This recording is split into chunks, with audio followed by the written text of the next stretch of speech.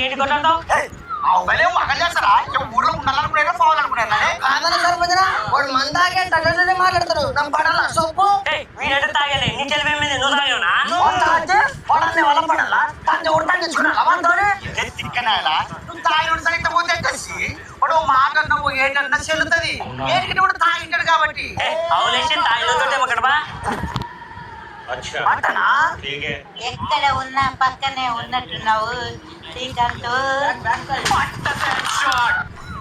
మగలా నన్ను కొడుతున్నావు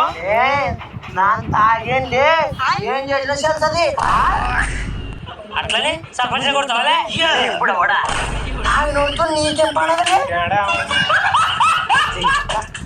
మీరు కడుక్కున్నామంటే